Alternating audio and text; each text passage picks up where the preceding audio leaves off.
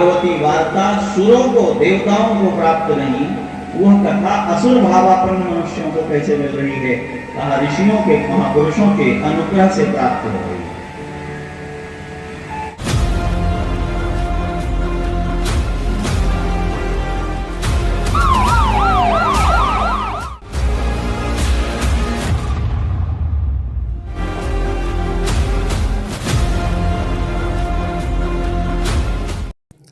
नमस्कार, पलटन नालंदा में आपका स्वागत है।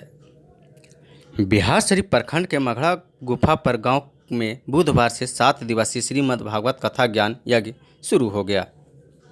इसमें अयोध्या धाम से आए आचार्य श्री मिथिलेशानंदनी शरण महाराज ने भक्तों को जीवन का सार बताया। कहा कि मानव जीवन सबसे उत्तम जन्म है, हम इस जन्म को यूं ही व्यर्थ ना गंवाएं। हम जब धरती पर आए हैं तो कुछ ऐसा कर जाएं ताकि जीवन के बाद भी हम अमर हो जाएं। जिस दिन हम स्वार्थ से ऊपर उठकर दूसरों के लिए जीना सीख जाएंगे, उस दिन से विश्व कल्याण होने लगेगा। लेने की नहीं, देने का दान करने की प्रवृत्ति रखें।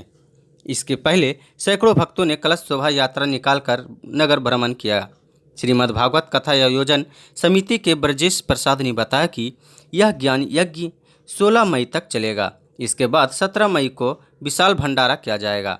यह महायज्ञ मुख्य यजमान गुफा पर निवासी निर्मला देवी एवं स्मृति शेष लक्ष्मण प्रसाद सिंह जी के सम्मान में किया जा रहा है।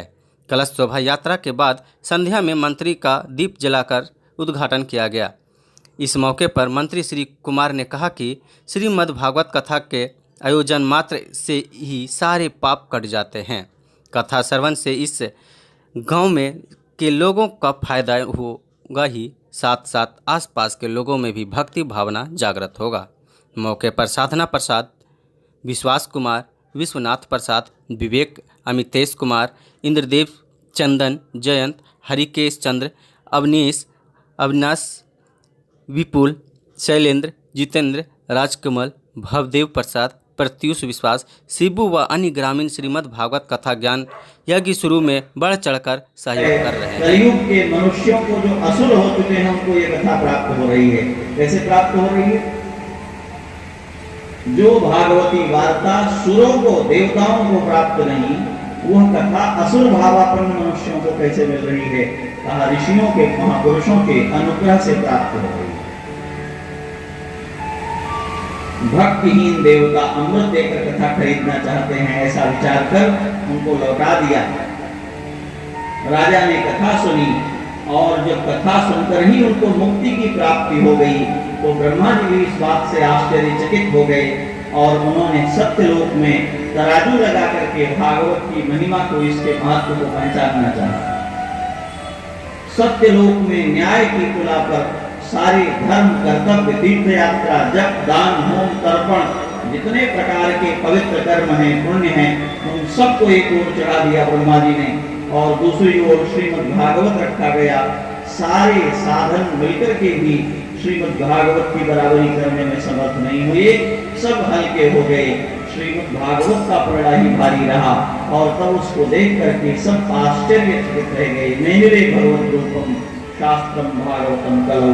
और तब देवताओं ने इस बात की घोषणा की, कलयुग में श्रीमद् भागवत शास्त्र साक्षात भगवान का स्वरूप है। बोलिए श्रीमद् भागवत महापुराण की जय।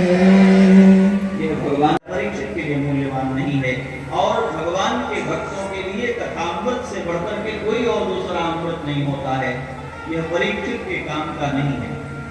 अमृत के दोष बताए और वापस लौटा दिया। ब्रजेश प्रसाद हुआ, हम यहाँ के निवासी हूँ। मैं ये कार्यक्रम श्रीमद् भागवत कथा का है, आयोजन किया गया है। इसके प्रेरणा स्रोत मेरे माता जी रही और इसके सफलता के लिए हमारे सभी जो परिवार है, गुफा पर परिवार, वो हैं।